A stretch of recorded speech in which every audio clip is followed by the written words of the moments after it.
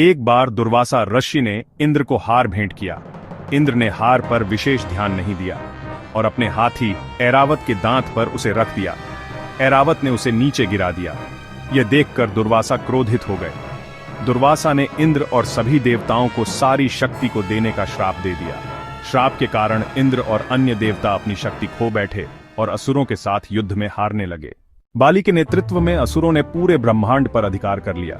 जब कोई रास्ता नहीं बचा तो इंद्र ने विष्णु से सहायता मांगी। विष्णु ने देवताओं को उनकी शक्ति वापस दिलाने की एक योजना बनाई।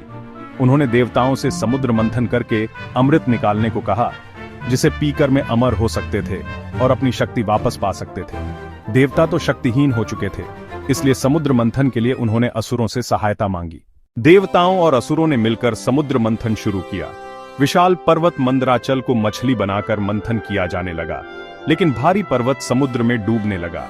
पर्वत को डूबने से बचाने के लिए विष्णु ने कछुए का रूप रख लिया और पर्वत को अपनी पीठ पर रख लिया।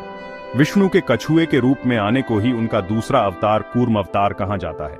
मंदराचल को थामने के लिए सहारा मिल गया तो विशाल नाम वासुकी को रस्सी की तरह लपेटकर मंथन शुरू किया गया। एक ओर से देवता और दूसरी ओर से असुर नाग को खींचने लगे। समुद्र मंथन शुरू हुआ तो भारी लहरें उठने लगी। उससे बहुत तीव्र विष हलाहल भी निकला। देवता डर गए क्योंकि नीला विष पूरे विश्व को नष्ट कर सकता था। वे सब मिलकर शिवजी भगवान से रक्षा की विनती करने लगे। शिवजी ने प्रकट होकर सारे विष को पी लिया। इस विष को उन्होंने गले से नीचे नहीं उतारा, बल्कि गले में ही रोक लिया। तभी से उनका गला नीला हो गया और वे नीलकंठ कहलाने लगे। मंथन शुरू हुआ तो समुद्र से बहुत सारे रत्न, आभूषण और उपहार निकलने लगे। इच्छा पूरी करने वाली गाय कामधेनु, धन की देवी लक्ष्मी, इच्छा पूरी करने वाला पेड़ कल्प वृक्ष और अंत में हाथों में अमृत कलश और आयुर्वेद लिए धन्वंतरी निकले।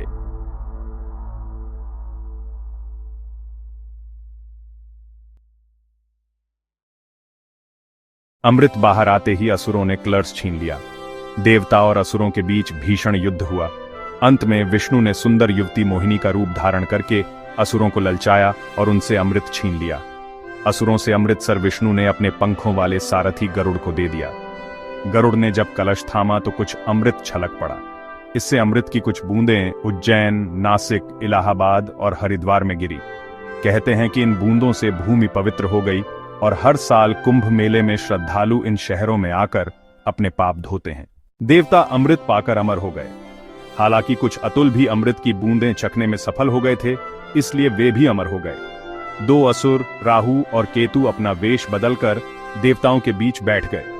सूर्य और चंद्रमा ने उन्हें पहचान लिया और विष्णु से उनकी शिकायत कर दी। विष्णु ने सुदर्शन चक्र से उनके सिर काट दिए। तब तक अमृत उनके गले के नीचे नहीं उतर पाया था, इसलिए उनके सिर तो अमर हो गए लेकिन शेष धर मर गया। इसी का बदला लेने के लिए राहु और केतु हर साल सूर्य ग्रहण और चंद्र ग्रहण के दौरान सूर्य और चंद्रमा को निकल लेते हैं।